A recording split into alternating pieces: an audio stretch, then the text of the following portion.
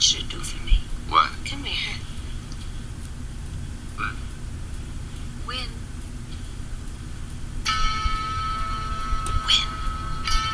What are we waiting for?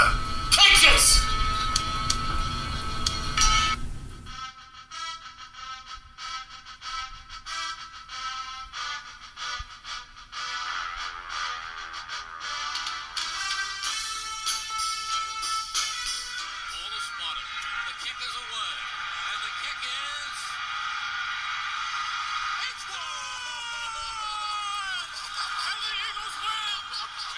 Fakes and Embiid down the lane.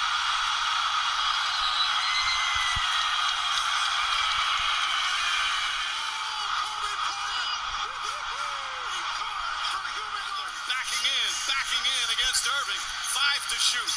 Lost the ball. Picks it back up. Jump shot. It's good. Butler drills it with 4.7 remaining. And the Sixers go up by 5. Center field. This ball is out of here. Man stares with a 2-run pitch hit home plate. Backing in. Nice fake off to a ball by Embiid. Wow. Needs to reach a Kobe Bryant. With a left-handed sledgehammer. Gets it away. It's a knuckler. Jackson takes it at the 35. Picks it up. Looks for running room. He's at the 40. He's at the 45.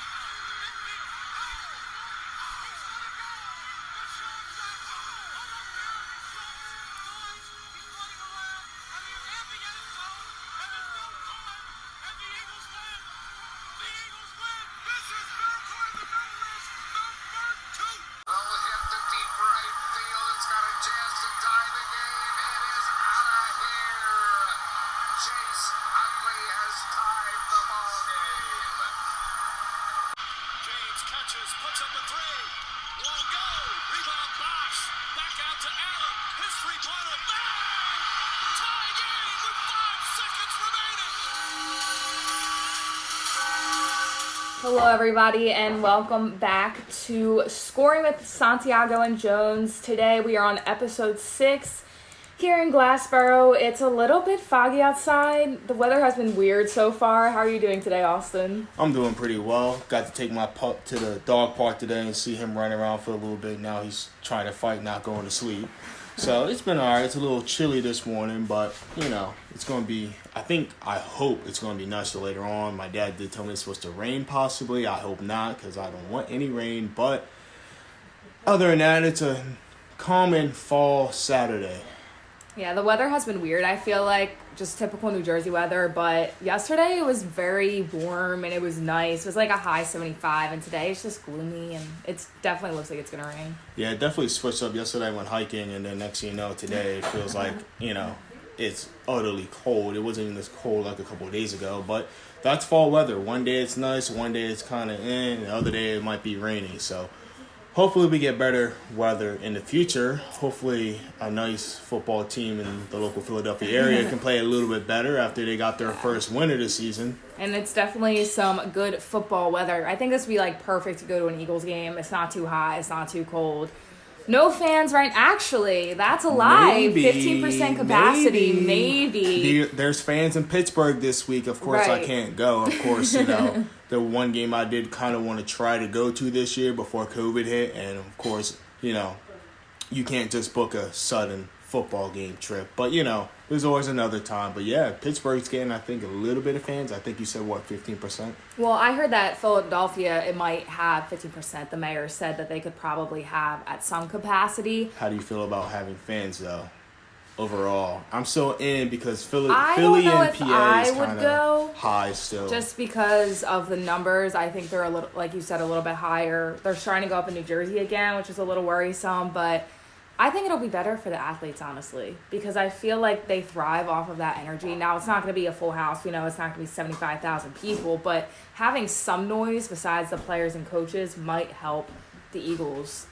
So hopefully it does, but I don't know if I would be going right now. Nothing like having 15% of your fans booing you. I know. Carson Wentz gets booed off the field. But this week, if there was fans, I think they'd be really happy with the outcome. Finally, their first win of the season, as Austin said earlier. 25-20 against the 49ers. It wasn't pretty, but they got it done somehow. And they're on first place after 1 win, How? 2 losses, and a tie to the Cincinnati Bengals. It's that tie. And it's the NFC least because, once again, we all thought Dallas was going to be head and shoulders over, but the one thing I said about Dallas coming to the season was that their defense was looking kind of suspect, and well, that's what it is because they can't give up a stop. Now, Dak Prescott's out there throwing for 500 yards the past 3 weeks, and even though they're losing games, that defense is not getting any pressure on the quarterback. Alden Smith has looked good and okay at times. DeMarcus Lawrence has looked good. I'm not no Cowboys fan, but I know that defense is not really it down there in Dallas. And it's crazy because I feel like the past few years, what Dallas had that was very good was their defense. I feel that coming into Philadelphia, it wasn't necessarily the offense that had it together, but the defense was worrisome, playing against Carson and everything. And now it's the opposite. I mean, I feel like Dallas could literally score 50 points and still possibly lose a game because of their defense. The offense on paper, it looks good. They've played out very well. CeeDee Lamb, Amari Cooper, Michael Gallup, and also Dak Prescott has been playing very well. Mm-hmm. The thing that they haven't been utilizing, though, is Zeke, which is very surprising to me because I feel that they could get more and more points on the board running the ball through him. But nevertheless, their defense looks absolutely terrible. It's a good thing for the Eagles, though, because that one tie is working in their favor. Yeah, who would have thought a tie to the Cincinnati Bengals was going to actually, leapfrog them into the standings? But yeah, once again, like you said, Dallas isn't really doing anything running the ball. I feel like, you remember when Michael McCarthy was with Green Bay, and once again, they weren't really running the ball up in Green Bay. That's what these quarterbacks need. You need a run game, and it seems like, yes, they use Zeke from here to there, but they're really not honestly going full steam with Zeke and running the ball. I've seen Zeke get a few screens and everything, but even the offensive line in Dallas isn't the same. It's been beat up. They just lost Tyron Smith to a neck injury. Travis Frederick hasn't been the same. It's like Dallas is like it's like they're there. They look good and pretty, but deep down inside, they're having O-line issues, defensive issues, scheming issues. So it's going to be interesting to see how they do. And they gave up 41 points to the Cleveland Browns. And even though the Cleveland Browns almost blew the game, they did win the game. So we got lucky by that. The New York Giants, they're just a beat-up, out-schemed team. Their offense isn't really moving the ball. I think what's this, week 6, week 5? Week 5. We're going in week 5, yeah. I think they only have like 3 passing touchdowns and anything like that. We already know they lost Saquon. Devontae Freeman, he's not, in football shape yet, but it looks to seem to me that New York isn't really going to do anything. I kind of blame Jason Garrett. I'm also just not a big Jason Garrett fan, but the offense just looks horrendous. And then the Washington football team, they go ahead and they draft Dwayne Haskins. I'm going to pop off for 1 second here. They drafted Dwayne Haskins in the first round. He did okay as rookie. Nothing great. He wasn't coming out like Patty Mahomes. Everyone knew that he was going to need time. Then he got hurt, and he ended up the season on IR last year. They get a new coach. I was hype about that. They got Ron Rivera. He worked with Cam Newton. I'm like, okay, he can work with Dwayne Haskins. No, apparently now week 5, they're going ahead, and they're not even allowing this man to practice. He went from the number 1 starter to 4th string. He's not taking any snaps. There's a practice squad quarterback that takes more snaps than Dwayne Haskins. If you weren't going to believe in him at any point of this season or give him this short of a leash, you should have just traded him like the Cardinals did Josh Rosen. I feel like I put this out on Twitter the other day. I feel like a lot of teams are so quick to move on from the rookie quarterbacks that they draft. Now, I understand, the Cardinals, they didn't really believe in Josh Rosen, but I feel like after 1 year in Arizona, I feel like he kind of got the short end of the stick, and I feel like this happened to Dwayne Haskins. Lucky enough for Josh Rosen, he ends up with Tampa Bay, and he's learning from Tom Brady, so maybe there's something there. Maybe they have a quarterback for the future after Brady retires. Now, Haskins, you have Kyle Allen, who they traded for to be a backup. They have Alex Smith, who's had 20 surgeries over the past 18 months for a broken leg that he sustained. And then you have a practice squad quarterback. What was the point of taking Dwayne Haskins? If I'm Dwayne Haskins, trade me. Get me out of here because clearly you guys don't believe in me. You don't have any confidence in me, and I don't want to affect, honestly, my mental health of trying to figure out why I'm not the starting quarterback anymore. I may not be Patrick Mahomes, Russell Wilson at the moment, but you have to let these guys develop. And I feel like the NFL, they want these hot shot quarterbacks so quick that they're not allowing the quarterbacks to actually develop. Future team I would like to possibly see home on is Pittsburgh. But that's my little rant about the Washington football team and what they just did to Dwayne Haskins. Now, I understand in some capacity that maybe you don't start Haskins in week 5 because he hasn't been doing very well. He's been struggling. Maybe you go for a switch there to hope that your team can win a few games. But the fact that he didn't get any snaps, the fact that your practice squad quarterback got more snaps than Dwayne Haskins is so terrible. And you kind of talked about it.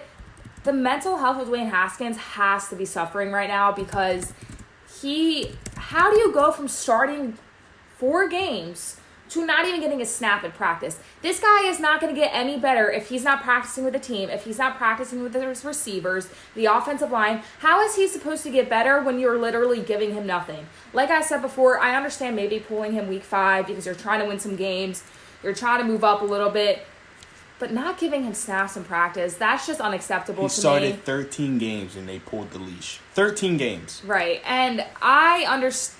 In Washington, what talent does Washington have besides Terry McLaurin?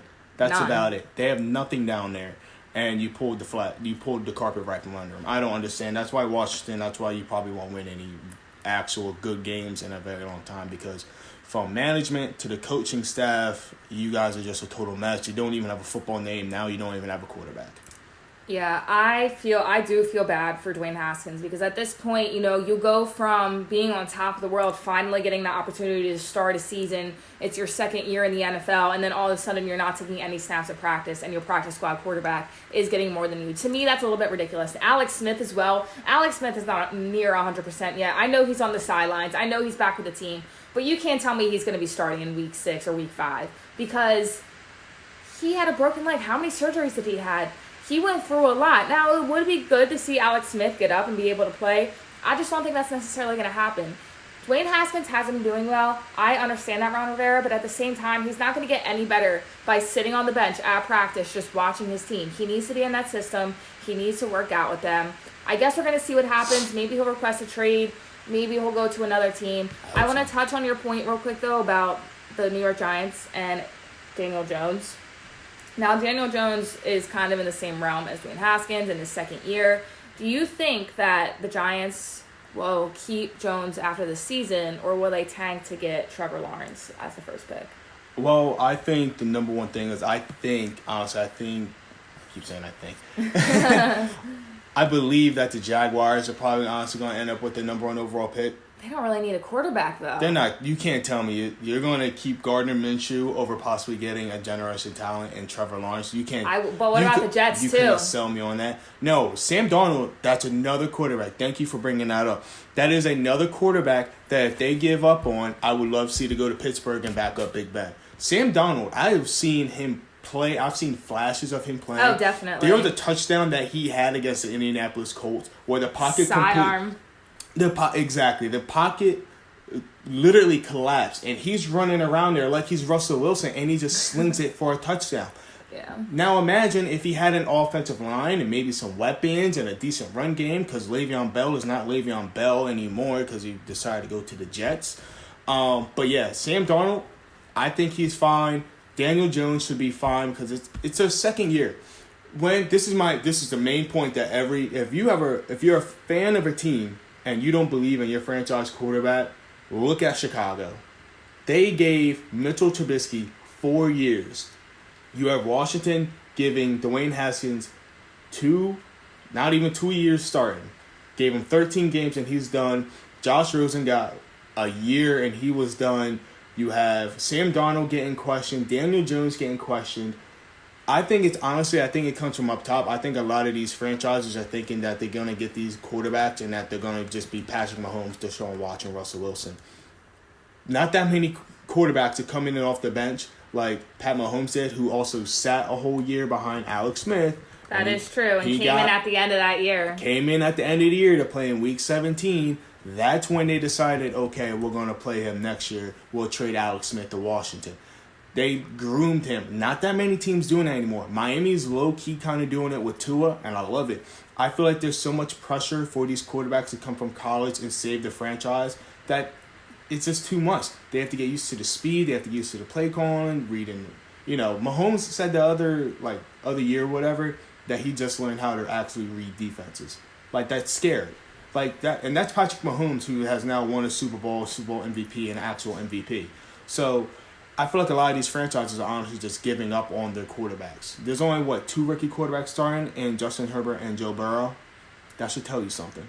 Right, and I think that, fans as well are just very impatient. I mean, we talk about fans of Philadelphia being impatient, but I just think in general, when your team acts like that Dwayne Haskins and Daniel Jones is going to completely save your franchise, they're not the number one pick. They're not coming out of the draft trying to save your team. For one, you don't have the pieces to build around them, so they're literally playing with scrubs out there. And for two, they're young guys. They're going to take time to develop. Now, I honestly think the Jets are going to get that first pick. I could see them getting rid of Sam Darnold and then drafting Trevor Lawrence. I don't think it's a good idea, but like you said, if Sam Darnold could go to a place like the Pittsburgh Steelers, that might be a better fit for him because New York is just not working around him. They still have Adam Gase. They have yet to fire him. But, these guys are in their second year, and we're going to kind of go to another player that on Sunday looked like that second-year quarterback in Carson Wentz in 2017. Not all game, but at times he was using his feet and he was making his own decisions with practice squad wide receivers. Yeah, Wentz actually looked like the Wentz of old. He was running around, slinging the ball. I think it was like a 3rd and 15, and he broke out the pocket. And I'm pretty sure, I think it was Boston Scott that he threw the ball to, across his body. And I'm like, where is he throwing the ball? And I'm pretty sure it was Boston Scott, maybe even Hightower that caught the ball. And it was a key play because you're like, no, don't go out. Don't break, don't do that. And then, oh, yes. First down. Okay, let's go. And once again, he did it with John Hightower, a little bit of Zach Ertz, Miles Sanders. I feel like Zach Ertz has been invisible. I honestly think that the play calling overall has been invisible. I don't see that many flashy plays from the quote Super Bowl year. I don't know if that's Dougie P. I don't know if that's Frank Wright. Frank Wright, excuse me. I don't know if that's John DeFilippo. But the offensive creativity that we once saw isn't really there. But somehow they're managing to put up a decent amount of points. The defense played better. C.J. Beathard almost pulled a comeback, though. They were honestly a Hail Mary play away from losing Hail that Mary game. Was close. Yeah, Kittle was right there, but Darius Slay, that's why we got him, because he made the play at the end of the game, even though he got banged up in the game. But thank God he made that play, and they walked out with a win barely. But how did you feel about them going for 2 after the first touchdown?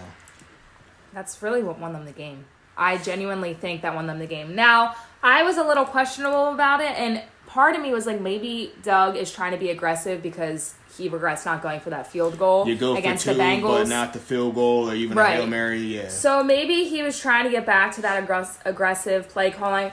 I understand the play calling hasn't been the best, but at the same time, Doug is getting new receivers every single week. He's having the guys that he was supposed to have not in the game. He's getting guys basically off the street, off the practice squad to play. So every single week, he has to adjust his play calling to try and make new for these receivers. Now, he's a coach. That's his job. I understand that. But when you were supposed to have Deshaun Jackson, Alshon Jeffrey, Dallas Goedert, and Zach Ertz as your key guys, and you only have one of them out there, then you have Hightower, you have Greg Ward. It's a little bit concerning. Travis Fulgham. Right. Huge guy in that one. But I think that Doug has to at least hopefully have a set receiving core for at least a few weeks to get into that. Now, I think the play calling, that touchdown play call that Carson finally threw a long ball because he hasn't done it all season, that was huge. That was huge. And Carson actually hit the guy, touchdown. That was something really good to see because I don't think we've seen Carson throw a deep ball in a while. But he also doesn't have speed receivers out there. He doesn't have Jalen Reagor, and he doesn't have Deshaun Jackson. So I think that people need to really realize what's going on because Doug doesn't have the same guys every single week. He constantly has to be changing his game plan because these guys aren't Alshon Jeffrey or Deshaun Jackson. They haven't been in the league for a while. They might not be able to make some plays. Now, they're showing up. I think that they want to play, they're there to play, and they're showing up, and they're improving each week. But I did like what I saw from Carson, especially in that fourth quarter, being able to make that comeback. I think it was a good thing to go for 2, and I think that's what really gave them the confidence at the end to win that game. Yeah, it was kind of a boring game at first, but there was some highlights and then some plays were drawn out. Like it was like a very defensive, like back and forth kind of game.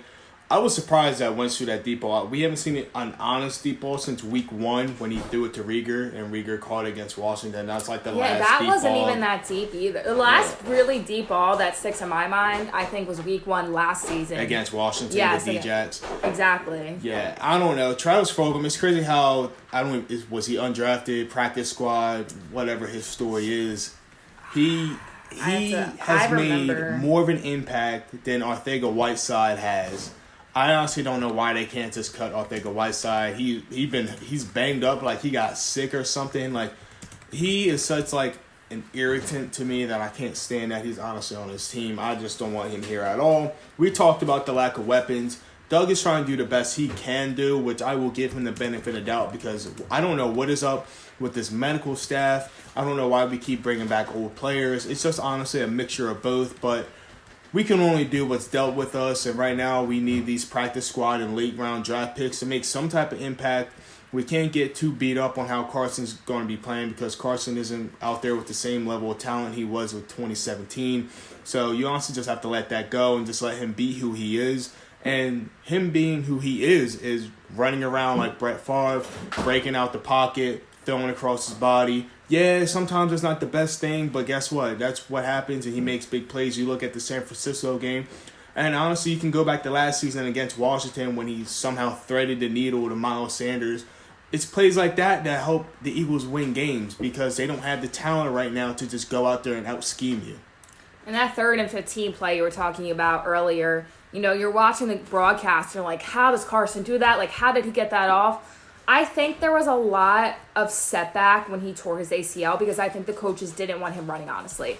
And yes, I understand that, but that's also part of Carson's game. When you tell Carson that he cannot run, that is getting rid of almost half his game because he's so successful of scrambling out of the pocket, making himself time, and then throwing the ball. Now, granted, the past few games, we've seen him hold on to the ball for too long. He definitely needs to get rid of it quicker, but he's able to run. Let him use his legs. Also, Fulgham was drafted in the 6th round. So he had a big game last week. He's been way better than J.J. Arcega-Whiteside. Apparently, Whiteside is coming back this week.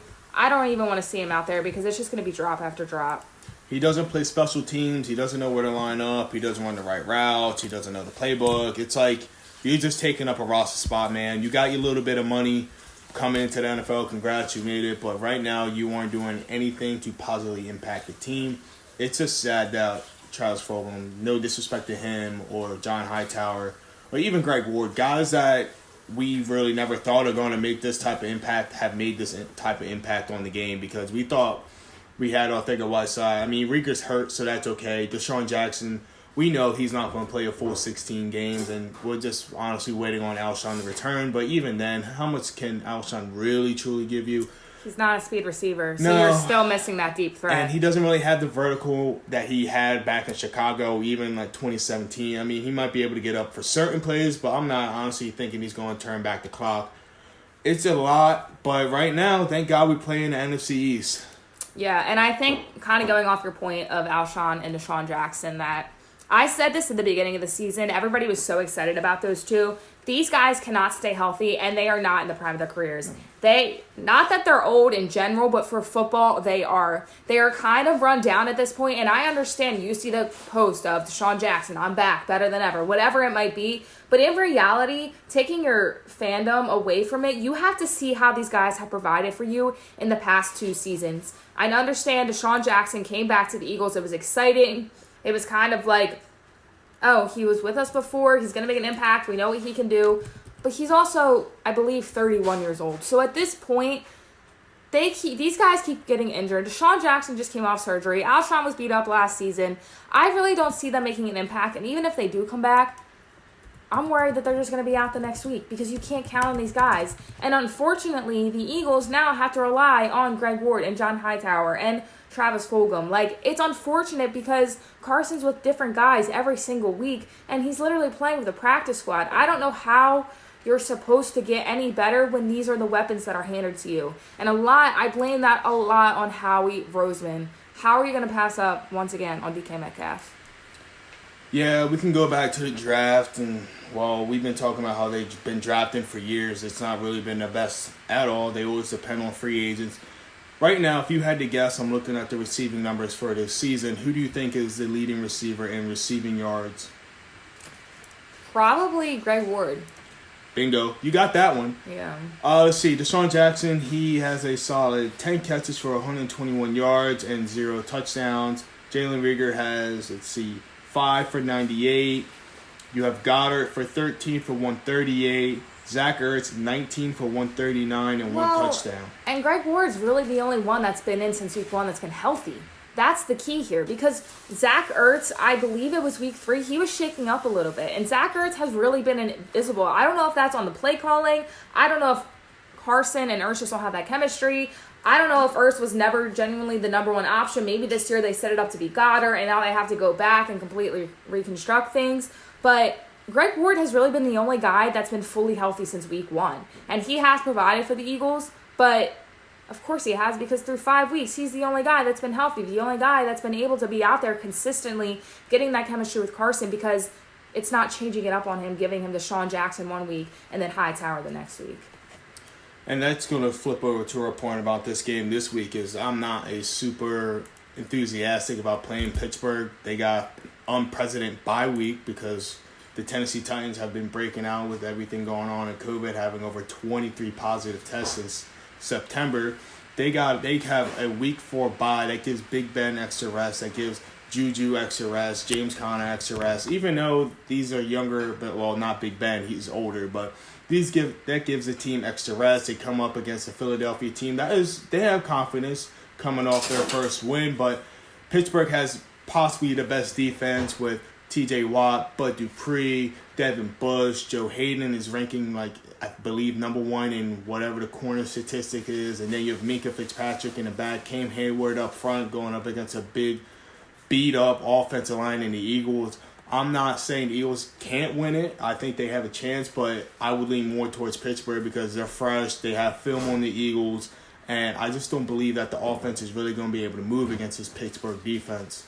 I'm not optimistic either, and we talk about Pittsburgh's defense, but their offense is pretty good as well. I mean, they have weapons. They have Big Ben, and that defensive line is very scary to me. For one, the offensive line of the Eagles is horrible. We've seen it week after week. Now, Jordan Mailata got his first start last week. How'd he look, by the way? I couldn't really. I didn't get a chance to He really had look one at big him. false start that really set the Eagles back, but other than that, he did pretty well. I was very pleased with his performance. Now, that false start that he had was a little tough just because that was a big play in the game where they could have gotten some yards and he lost it from them. But besides that, this is his first NFL start. He played pretty well. But Lane Johnson was on and off the field that whole entire game. He's battling that ankle injury You think he's starting to break down from what he was a little bit? I think fully healthy Lane Johnson would be very good for this team right now, I but feel he's like not. you could say that for a lot of players on this team. Yeah, you could. A fully healthy Deshaun, a fully healthy Rieger, Right, fully healthy but Alshon. Lane Johnson's not healthy. I understand. He's fighting through that ankle injury, and I give him props for dealing with that.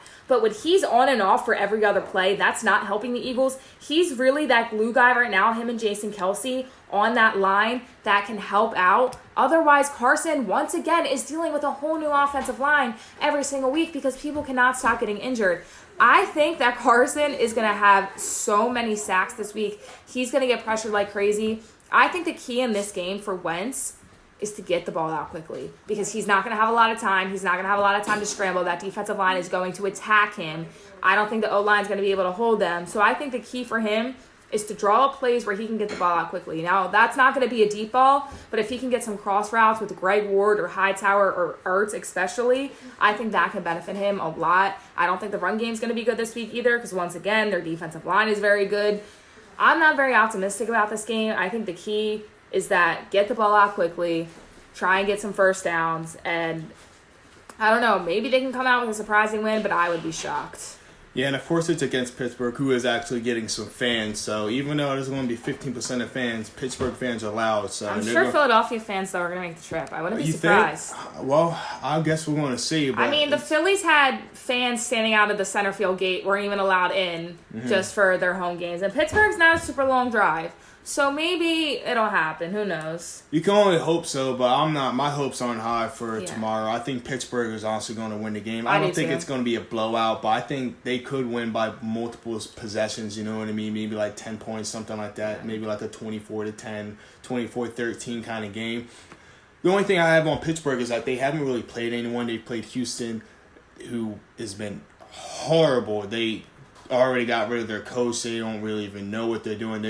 Then Pittsburgh beat Denver. So it's like they haven't really played anyone. They're 3-0, but they're not like a great 3-0, kind of like Kansas But City. it's not like the Eagles or the Bucks. Yeah, either. exactly. The Eagles are So- on level with the Houston and the Broncos. they're just unfortunately. they're just playing average football right now. That they got fortunate to get a win last week, while Pittsburgh has been fortunate to play some horrendous teams. I think it's going to be a close game, but yeah, Big Ben, Juju, I think they can. Well, it's going to be interesting. I don't know if Juju's going to have a big game because I think Darius Slay would follow him. I think it would be up to Deontay Johnson, Charles Claypool, and James Washington, and keep an eye on Eric Ebron, Pittsburgh tight end. He's a big red zone threat. He had a breakout season a few years ago for the Colts. He had like 16 touchdowns, I believe, or something like that, crazy.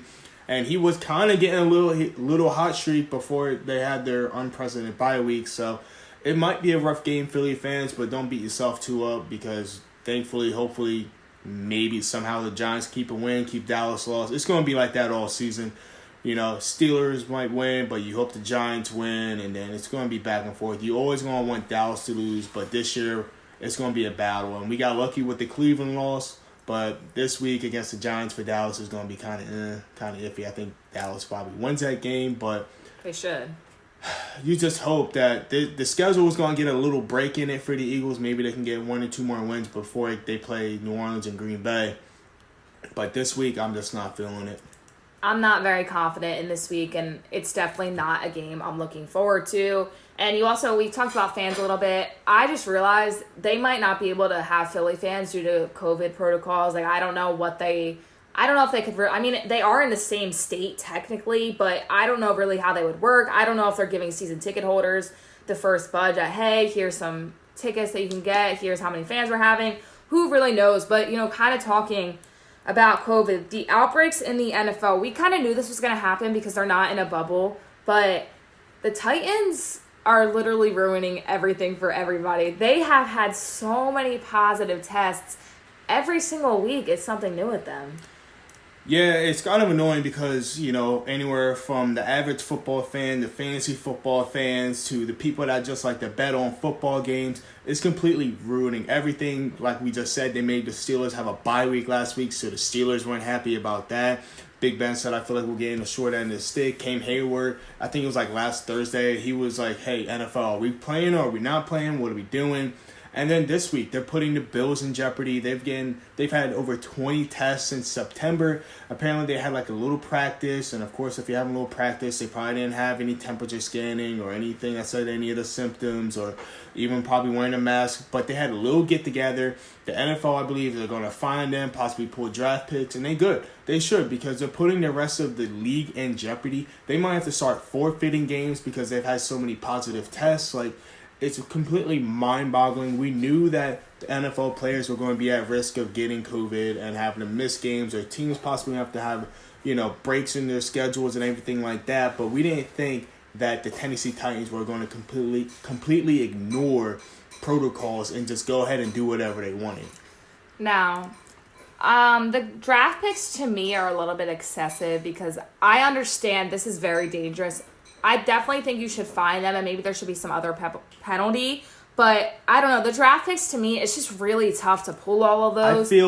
I feel if it's serious to the point where what the protocols and the standards have to be, and you go above and over that to try to get some type of advantage against another team, and you put your players at risk. That's when I think draft picks should be pulled. I think if it was just I think the Raiders were just they had a charity event and then one of their players contracted COVID. I think that's okay. You're not going to go ahead and fine and pull draft picks. But when you willingly go against protocols, that's when I think you should consider doing big fines and pulling draft picks. It'll be interesting to see what they do. But I was kind of just thinking about something we were talking about this. Now, Cam Newton, that game against the Chiefs was going to be a really good game. I was looking forward to watching it, and then Cam Newton gets COVID and he's unable to play. The Chiefs win. Now, would you consider having the NFL playoffs in a bubble? Because what if something happens where Patrick Mahomes gets to the Super Bowl and then he tests positive for COVID?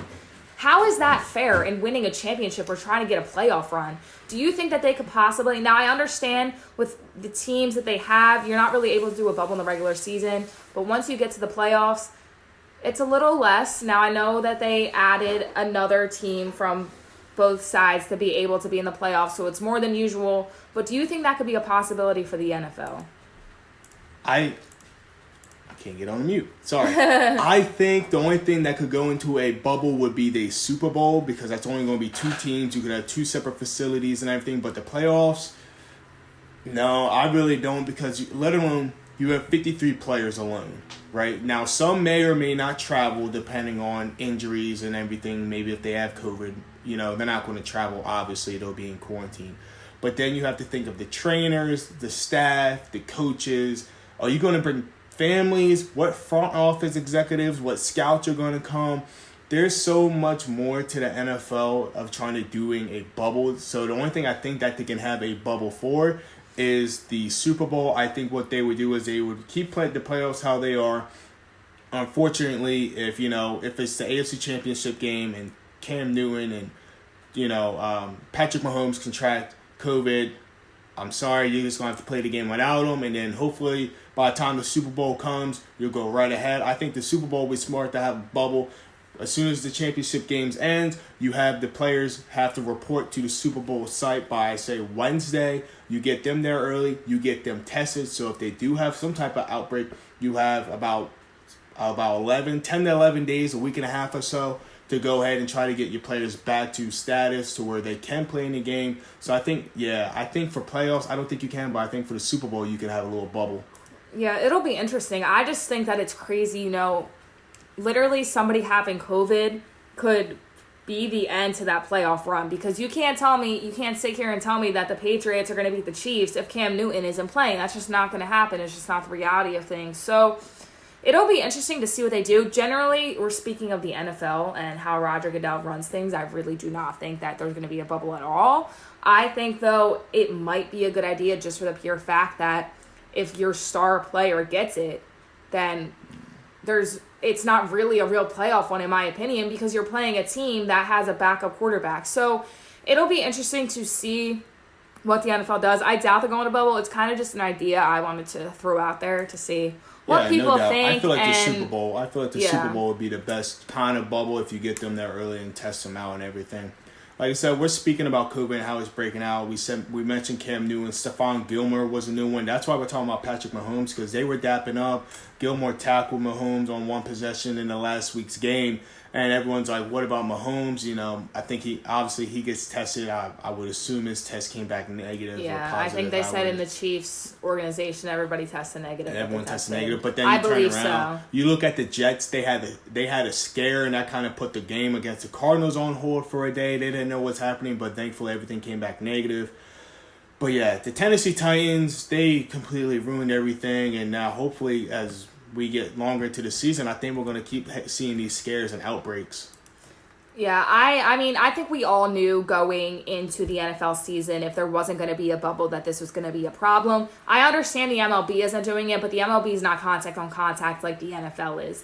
I was watching the Eagles game, and Carson always licks his fingers to get a good grip on the ball. I'm like, this guy needs to stop doing that, because if he gets into touch with somebody with COVID, then he's literally it's going into his system. And I'm like, I guess that's just what, that's what they do normally. That's how they play their game. But COVID in the back of my mind, I'm like, oh my gosh, if Carson gets it because of this reason. Would be such a Philadelphia thing. It would be. It would be such a Philadelphia thing that the starting quarterback gets COVID. Yeah, but I guess we're going to see what happens. There's been a lot of outbreaks. Hopefully these players get healthy. They'll be okay.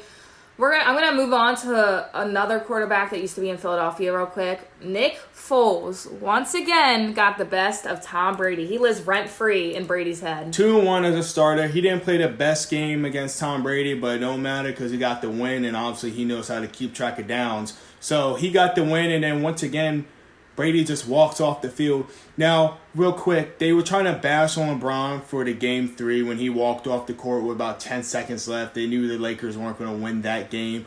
But then I don't see anyone really bashing Tom Brady. It's only Philadelphia. It's a sign reporters, media. Yeah, it's a sign of respect that you at least dap up and exchange with the next quarterback. But because it's Nick Foles, and I guess because he beat him in the Super Bowl 3 years ago, he's like, you know what, I don't even want to respect you, and he just walked off the field. And meanwhile, Nick Foles is just standing there like looking around, and Brady just runs off the field. And Nick Foles, being the guy that he is, gives Brady the excuse of COVID. I don't want to hear that from any fans that are Such fans of the Bucs because he really is. But Tom Brady shook Justin Herbert's hand the week before for the Chargers. I mean, the Bucs won that game, but it's quarterback with quarterback. You could have called COVID there. I don't want to hear that you're nervous about COVID and not shaking Nick Foles' hand. He beat you again. He's 2-0 against you. Foles didn't have the best game. He definitely missed some throws. But I think in the fourth quarter, the play calling was phenomenal, in my opinion, for the Bears. And he's had some really nice throws. I love when he just, flares the ball and it lands perfectly. To David Montgomery, yes. that little fly over I the top. love Beautiful. that play by Nick Foles. He had a decent game. I think being Philadelphia fans, that's something we love to see because we, of course, have so much respect for Nick Foles, the guy he is, bringing us the Super Bowl. And just beating Tom Brady again, I mean, there's nothing better than that. Tom Brady forgot the downs. He thought it was third down when it was fourth down. And, well, that's what you get because you pulled a J.R. Smith. And, it's not that I'm bashing on Tom Brady. It's just you forgot the downs and you lost the game and then you did something that was kind of disrespectful in my mind.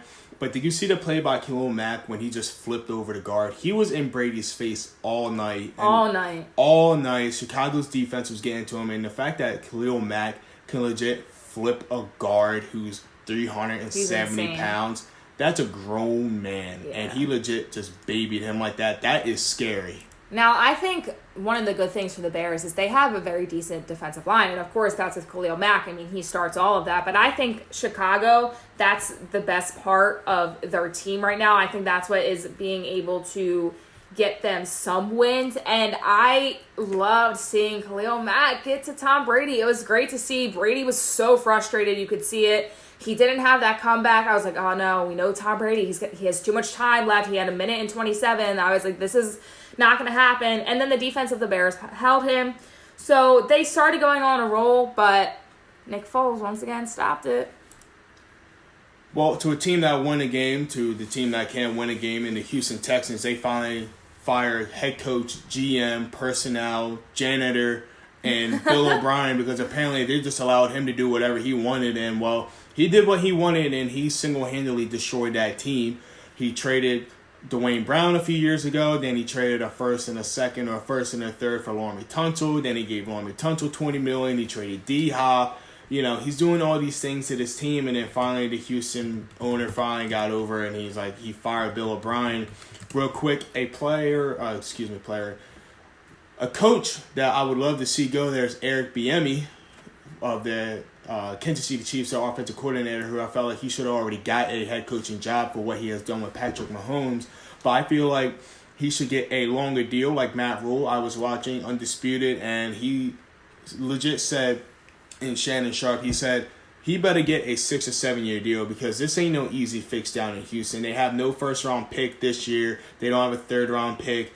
They have honestly no real deep talent down there. It looks like Watson is alone running for his life. It's another team with bad offensive line play. They trade their star future Hall of Famer in DeAndre Hopkins to the Cardinals, who are beat up running back in David Johnson. They let Tyrann Mathieu go a few years ago. It's a team that is kind of like the Eagles during a flex. It's like they have certain components to where they could make a run, but they need more players, and right now Houston doesn't have it. So I'm happy to see Bill O'Brien go. Romeo Crennel is the interim coach. He's been in the league a long time. He's another New England Patriots decipher. But I feel bad for Deshaun Watson because that man, he's so talented, and it's just around him is just like fire. You know the little gif of the little guy, and it's like fire around him, and yes. He's like, everything's fine. That's legit Deshaun Watson right now. I wouldn't be surprised if he requested a trade because this is absolutely crazy to me. I think that, Bill O'Brien getting rid of DeAndre Hopkins in the first place, it's not like you were getting Michael Thomas from the Saints. You weren't really getting anything good, and you left Deshaun Watson with literally nobody. At least in Philadelphia, Carson has a good coach. Deshaun Watson literally has nobody. You are wasting a generational young talent. Deshaun Watson was in running in the beginning of the season last year for MVP. He was playing so well, and now you're going to give him nothing. I genuinely feel so bad for him. I hope he gets out of Houston because, like you said, they don't have any draft picks really. Unless they make a huge trade and get somebody big, I mean, you already had one of the best wide receivers in the league. So how are you going to get rid of DeAndre Hopkins and expect Deshaun Watson to literally provide with nobody? I hope that he gets out of Houston, like I said before.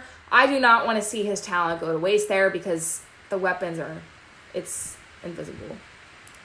Switching over to the NBA, we have a new doctor in town, and Mr. Glenn Rivers, Doc Rivers, Coach Rivers, whatever you guys decide to call him. He is the new head coach of the 76ers. Thank God they hired someone with some type of experience, championship pedigree, someone that has proven themselves to play and coach in this league. I was so excited that as soon as he was basically let go, they had him on a jet the same day, and then they watched whatever game one of the finals apparently together. And I was just like, please don't let him leave town without a contract. And well, that didn't happen. He left. He stayed. He's getting 5 years, $8 million a year. I don't even care what the price is. I'm just happy to have a real coach coaching these 76ers. I'm glad about it. And he also said, call me Glenn because there's only one Doc in Philadelphia. That's Julius Erving. I probably will not call him Glenn because he hasn't been called that ever, maybe? He doesn't even look like a Glenn. No, he doesn't. He looks like a Doc. Doc. I really like what he said. The one thing that stood out to me in his press conferences is the question, the question that everybody has to ask, can Ben and Joel play together? He said, of course they can. They won 65% of their games together. And I think that's a really good point. And he said they're both young talents. That nobody's patient ever in sports, but especially in Philadelphia. Ben Simmons is 24 years old. Joel Embiid's 26. Give them some time. The only thing that put me into concern was he said, Ben's shooting wasn't necessarily a problem. And I understand. I just needed him to score. That's all he said. Right. And I understand that, the reactions of Philadelphia fans and the Philadelphia media. I do think that the jump shot, he doesn't need to make threes. I just want to see him have a good jump shot to where he's not scared in the middle of the paint to figure out what he needs to do. Maybe Doc Rivers will work on that. Maybe that's the part of scoring. We don't really know. I'm excited for next season. I think this is a positive for the Sixers. Now let's just get Al Horford out of here, and then we're good. You can bring in Buddy Hield. I've seen things about Drew Holiday. I've seen rumors about Chris Paul. Whatever it may be. I mean, maybe Doc Rivers can somehow manage the both of them. He said that this offense needs more motion. And I could tell you that. I had never coached a game in my life of basketball. And I've been watching basketball for about 5-6 years now of good, decent basketball. And I noticed one thing that the 76ers don't do. They don't like to move around in motion and do cutting screens. They normally like to do the pick and roll at the top, and then that's it. And then some people swing over. And they just stand there. Right. And the only time the pick and roll really worked was when J.J. Redick was on the team with Joel Embiid. That's when it really worked. And he's a certified shooter. Now, there were some members of the media that were asking, how do you feel about how the roster is constructed? How do you think these guys are going to play together? And Doc Rivers, if he's going to be this honest, then I love it. Because Brett Brown would be like, I think I can make it work. And, we could do this. No. Doc Rivers was just like, hey, I'm being honest. Like, I don't know how it's going to work. He's like, I haven't coached. He said, how are you going to ask me on day one, how am I going to coach the team when I haven't got a chance to coach a team? I feel like he's going to hold these players to being responsible. There will be no Ben Simmons staying in Miami to hang out with Kendall Jenner. Doc Rivers would be like, get your tail on the plane. We're going back to Philly. Especially after you lose and you stay in Miami. Please, get your behind on the plane because we have work to do. I think he's going to get JoJo to play motivated. I think that's one of the best things Doc does is that he gets the best out of his players. You've seen it. He took this Clippers team, not this year, but the year before, to the Golden State Warriors before they got Kawhi and Paul George. They went 6 games. They were a defensive team. They were scoring buckets. I know there's 2 different personnels, but I'm excited to see what he also does with Tobias Harris because he said Tobias he's a scorer. He's good at the 3. He's good at the 4. He's a mismatch, and I feel like ever since we got him, that Brett Brown. Sorry, so much coach talking. That Brett Brown wasn't utilizing Tobias Harris in a best case scenario, and now that we have a coach that actually coached him before, I feel like we'll see a better Tobias. Maybe not the Tobias that was worth 5 years, 180, but at least we can get hopefully something better than what Brett Brown was coaching him to do. And I agree with Doc and you on that statement, because I think that Tobias Harris, ever since he came to Philadelphia, he never really had a role in this offense. He played the 4 when he came over because Jimmy Butler played the 3. And then last year he was the 3, but then sometimes moved to 4 when Al Horford was starting at the 5. It kind of was just a mess, and I never feel like they utilized him in the right way. Now, we know Brett Brown's play calling isn't the best, and I just think that Tobias Harris never really had a chance to show what he can do. Now, I don't think he's going to be the Tobias Harris that was on the Clippers, but I do think that Doc Rivers could figure out some way to use his potential, because we need scorers at this point. Tobias Harris has been very streaky for the Sixers since he's came over to Philadelphia, but hopefully Rivers can get Tobias Harris going. Like I said before, I don't mind keeping Tobias. I'd rather have Al Horford out of here, but I think Tobias could do some good for the Sixers team. We're just going to have to wait and see, but we can go over to the NBA now, teams that are actually still playing. Yes, the Los Angeles Lakers and the Miami Heat, talking about two teams that have great coaching at the moment. I never thought Frank Vogel would be one of the top coaches, but how he is coaching this Lakers team, I would think so. Maybe not after last night's loss in the Mamba uniforms. Now they're 4-1 in the uniforms, but come on. You can't actually think that they were going to always be undefeated in those uniforms. To be honest, I didn't even want them to wear those uniforms. I just thought that, because it was Game 5, I think everyone's just like Lakers, Lakers, Lakers. And I did feel that the Miami Heat were going to come out on the edge. The Lakers really did not lead at all in that game. They led early in the first quarter, but then I felt like they were playing catch-up. They weren't really getting a stellar performance out of a third or fourth superstar. Well, not even a third or fourth role player. They looked to close it out on Sunday. They had a chance to win the game with about 9 seconds left, and Danny Green misses a wide-open 3. That could have been his moment. Then Markieff Morris throws the ball away, and you have LeBron James wide open on the wing. A lot of people were saying, well, LeBron, you should have scored the ball. He didn't have the ball. LeBron drove. And if you look, there's 3 players on him. And LeBron James is not going to shoot when he has 3 players on him. That's not his DNA. That's not what he does. I think he made the right move in throwing it to Danny Green. Danny Green could have A, shot the ball, or B, he could have pumped it and passed to KCP, who was in the corner of the 3. Yeah. Every player was in the paint. Danny Green was at the top of the key by himself. Yes, that was the right play because LeBron James is literally triple teamed. And Danny Green, who's supposed to be a certified shooter, the next J.J. Redick, was wide open at the top of the key. Lucky enough, they grabbed the offensive rebound. Markieff Morris, he grabs it and he throws the ball away, and it's Miami ball, and they win the game. So, I feel like they kind of rushed it. I really didn't feel like, honestly, the Lakers were going to win that game. I wanted them to win that game. I was sitting there wearing my Kobe shirt. I was sitting there all hyped up when LeBron made the 2 and they were up by 1. But Jimmy Buckets drops another triple dub, and Duncan Robinson has a 26 points.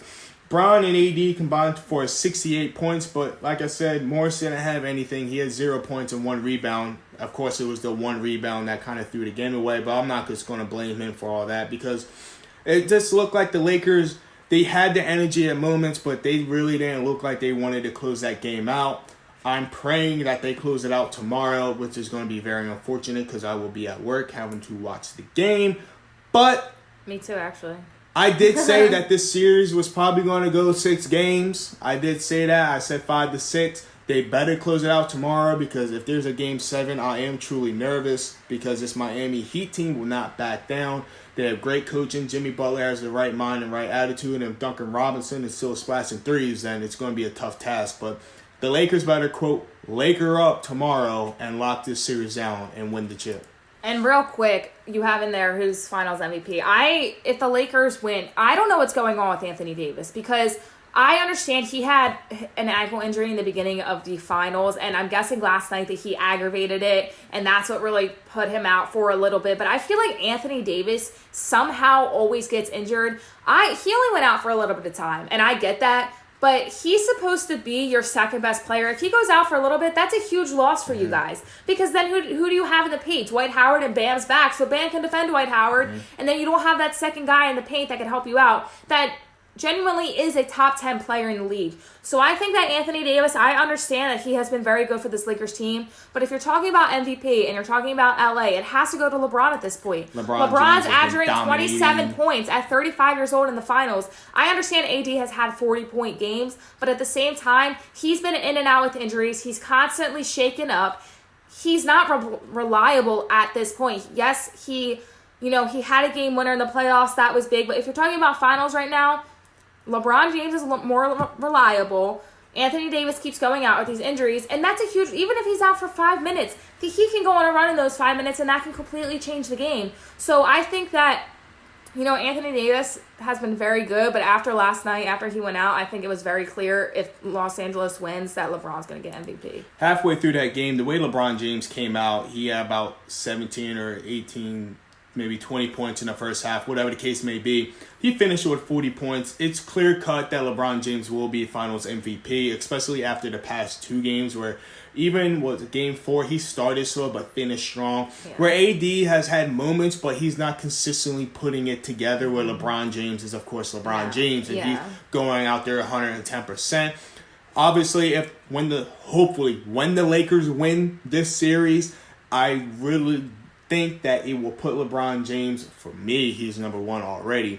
But there's going to be an argument. He's going to be the first player to win 3 Finals MVPs with 3 different teams. The fact that he's 35 and he's doing it in year 17, and the fact that he could possibly win and go back-to-back again.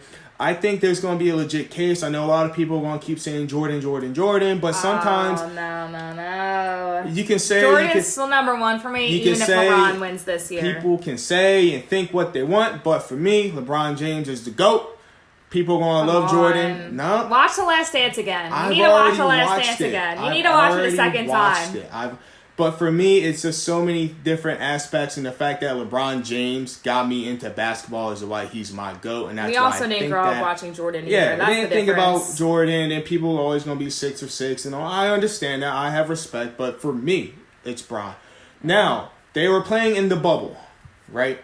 Of course, these bubble workers have been busting their tail, and Russell Westbrook, not one of my favorite players, but I respect his game. He plays hard. Leaves an $8,000 tip for the hotel workers. How you feel about that? I think it was something great to see, and I think it was even better that, Russell Wilson didn't come out and say, I tipped the workers. It was the NBA and ESPN that said it. He really didn't want anybody to know about it. He just wanted to do something generous. And, OKC, oh my gosh, did I really just say OKC? The Houston Rockets had a very tough bubble playoffs. They didn't play very good, didn't play to their potential, went 7 games against OKC, which probably shouldn't have happened with their talent. Nevertheless, I think it was a great gesture by Russell Westbrook. Real quick, if Finals MVP, if the Heat do win, it's obviously going to be Jimmy Butler. But going back to Russell Westbrook, I think that it's something that it's good to see that it's not all just about basketball, because they had a tough time. They were away from their families for a while. They had to, kind of get used to this new normal of playing basketball without no fans. And Russell Westbrook did what he did, and I think it was a great gesture, and I'm sure that all the workers there were very pleased with it. I also think I saw a thing that maybe Kawhi Leonard or Paul George, they also did the same thing. Yeah. So I'm pretty sure there's more NBA players that left some type of tip for them hotel workers. $8,000. Yeah, and you split that up. However you have to split that up, it's just so generous, and I respect it. We did have one champion crowned, and that was the Seattle Storm in the WNBA championship over the Vegas Aces. If I'm correct, I only saw that series only go 3 games. I didn't know. I thought it was the same as the NBA. They got swept, I believe.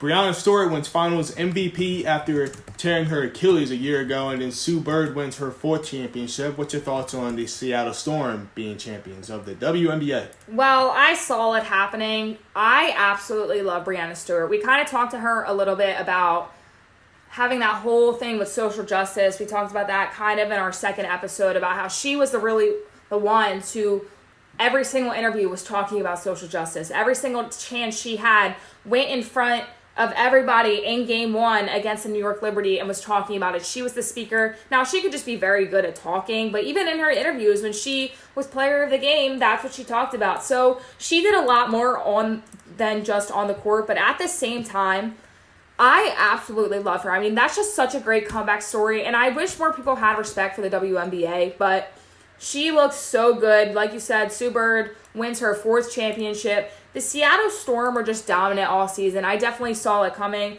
When you have that duo and all the other surrounding players that they had, it's kind of hard not to win a title.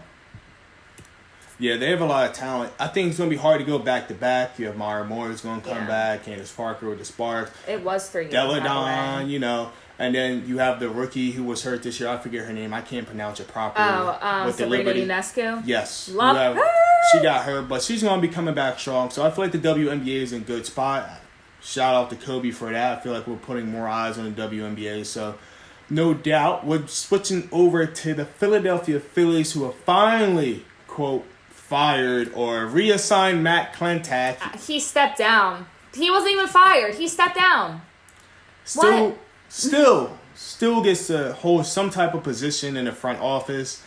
And then we have Ned Collins or somebody that was the assistant general manager, and he's still there. So who really even knows? I feel like the front office is still going to be I just think garbage. Klentak and Middleton are buddy, so they just can't work without each other. And that's unfortunate because the reason this team lost this year was because of Matt Klentak. You have Bryce Harper, who was wearing a JT jersey on his flight back to Vegas to going home.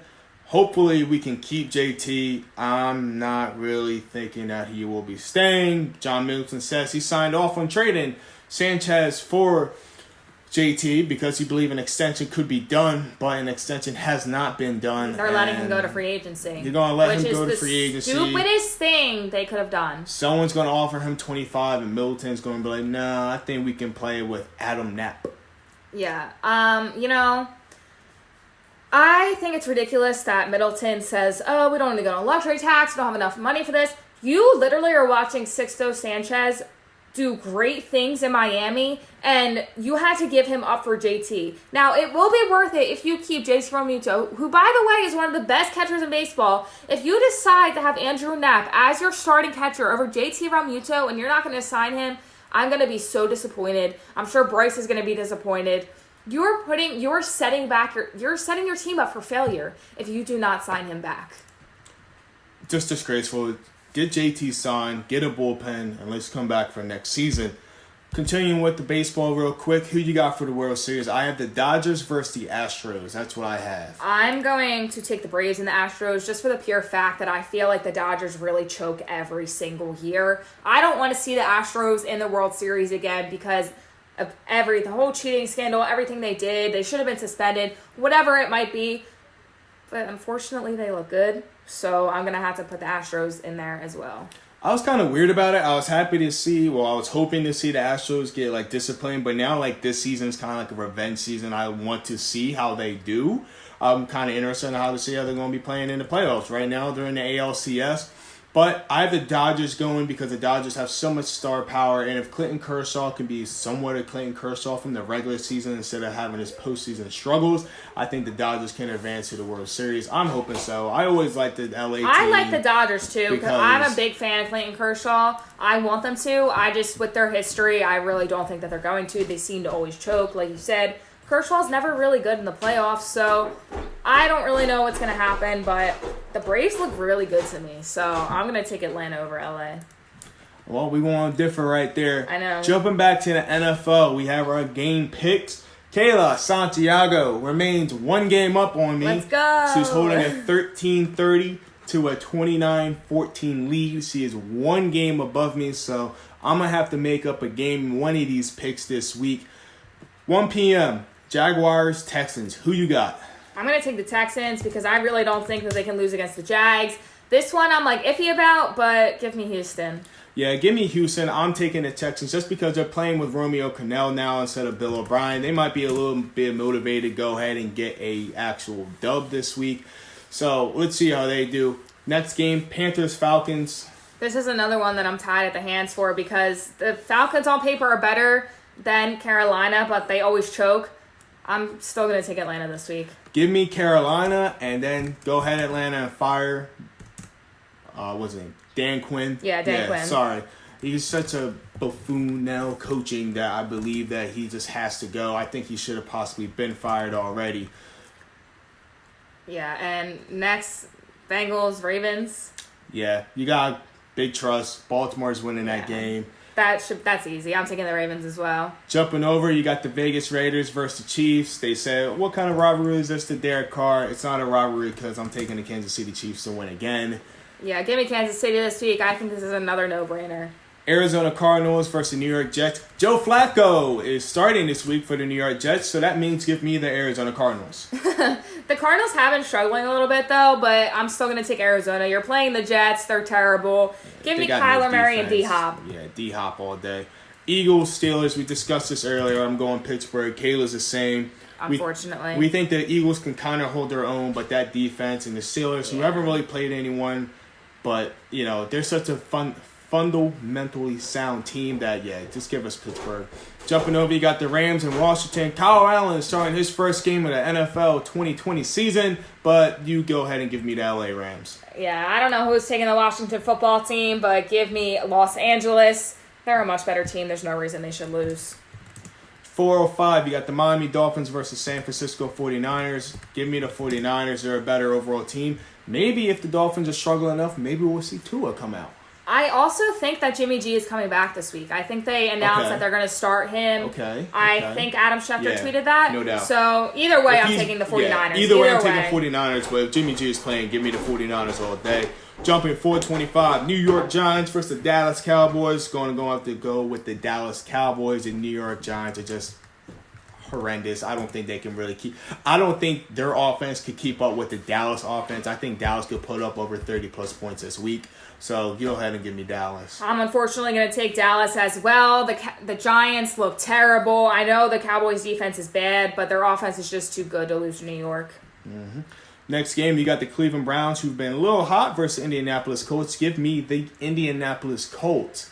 Yes, their defense is sneaky, so I'm interested to see on how they defend the Cleveland Browns. They just lost Nick Chubb. They only have Kareem Hunt, and I don't remember his name, something Johnson, number 30. He actually kind of broke out. Baker's been playing all right. Odell had a good week, but I'm taking Phillip Rivers and the Indianapolis Colts over Baker and the Browns. Austin, I thought you wanted to win this week. I'm going to take the Cleveland Browns. That's how you do it. I don't think there's any way that they're losing against the Colts. I understand they don't have Nick Chubb, but Kareem Hunt had a really, really good game against Dallas. Don't I know their D-line isn't good, defense. but I think Kareem Hunt is just going to run down the field, have a field day, and then if not, you got Baker and Odell, so I think no doubt Cleveland's going to win this week. You mean Odell, right? Just Odell. Baker's okay. Come on now. All right, but you're playing the Colts. All right.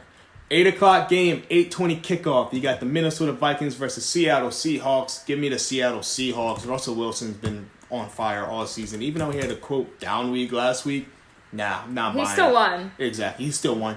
Give me the Seahawks. The Vikings had a good week last week, and they're the most inconsistent team, I think, ever. I'm going to take Seattle. There's no way they're losing this game. Monday Night Football. The Denver Broncos versus the New England Patriots. I don't know if Cam is playing or not. Is he? Is he back or is he at the corner? Either way, I'm taking New England because I trust Bill Belichick or versus any coach, honestly, on Denver. Just give me the Patriots. I'm going to take the Patriots as well. I don't know if Cam Newton's going to be back. I'm guessing he will because I think it's been long enough for the quarantine period as long as he tests negative. Okay. But I also have no idea. So I'm still going to take New England either way. 8:15 Monday, you have the Saints and Chargers. Give me the New Orleans Saints. I believe Michael Thomas might play this week. I hope so. Got him in fantasy, so he might be back. But yeah, you have a veteran Saints team versus a rookie quarterback. Give me the Saints. I think this game is going to be a lot closer than people think. I love how Justin Herbert's playing. He held his own against the Chiefs and the Bucs. That's Tom Brady and Patrick Mahomes. But give me New Orleans. I think it's going to be a close game, though. Once again, here we are. We got Tuesday Night Football. You got the Buffalo Bills versus the COVID Titans. Give me the Bills. COVID Titans. Oh my gosh, that's so funny. I'm going to take the Bills too. They're 4-0, 5-0. Yeah, they're 4-0. Josh Allen. Yeah. Josh Allen having an MVP season. The one thing about the Bills was that Josh Allen was inconsistent, and this year he looks really good. Yeah, I think Sean McDermott and I think Stephon Diggs, I think he's doing a lot to help accelerate Josh Allen's growth. Definitely. We're coming down to it, people. We're finally here to our famous Jersey Minute. Kayla Santiago, you have a minute starting now. I think that the Eagles truly need to get some help, especially in the receiver position. I am calling for Howie's job this season if the Eagles do not have a winning record. I don't care that you have injuries. You had a chance to get receivers. You had a chance to get CeeDee Lamb, but you got Jalen Hurts in the second round. I'm calling for Howie's job if they do not have a winning record this season. Matt Clintack needs to be completely fired. I don't understand how he's still in this organization. It's going to be the biggest loss if the Philadelphia Phillies do not sign JT Realmuto. Also, I don't want to hear that LeBron's not clutch, LeBron's not this, LeBron's not that. He passed to Danny Green, who every other defender was in the paint. Danny Green was at the top of the key, alone, everybody, alone, and was short on the three. That is Danny Green's fault. Jimmy Buckets is balling out. It's just unfortunate the year after he was let go or left the Sixers that he could possibly win the NBA Finals. Nevertheless, I love Jimmy Buckets, and go Birds.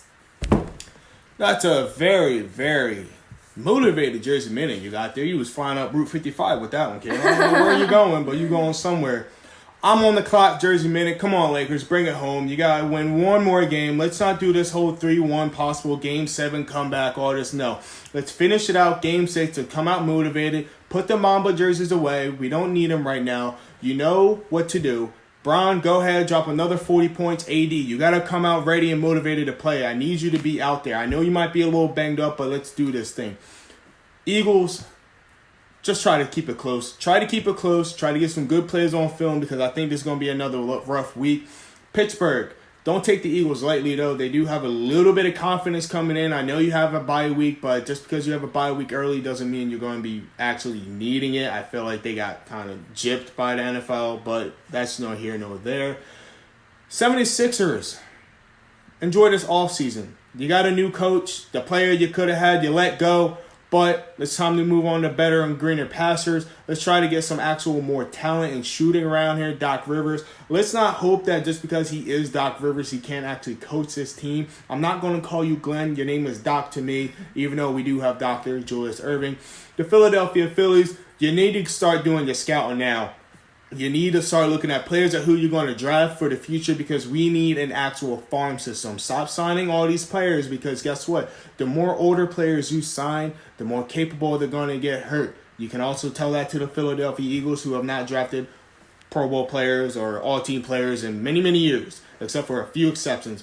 Let's actually scout Philadelphia. Can we bring in our own homegrown talent? That's when we were actually winning games. If you look at the old Phillies, if you look at the Sixers, if you look at the Eagles, you look at the Flyers, we like to bring in homegrown talent and then bring out outside acquisitions when needed. Can we actually have our own hometown talent that we can call ours? Because some of the best players we can't even call ours that we have. Darius Slay, can't call him ours. Bryce Harper, can't call him ours either. So can we get a few players that we draft and develop? Alec Bohm. But hey, if we're not able to do that, then start firing people and bring in people that can actually do it, a.k.a. get rid of Howie, Clintack, Elton at times. We're struggling over here in Philadelphia with all of these general managers. Also, another thing, too, rest in peace to Joel Embiid's dog and Anna DePaula's dog. Klaus the process. Klaus Hinkie the process. Griffey, I couldn't even think about losing you right now.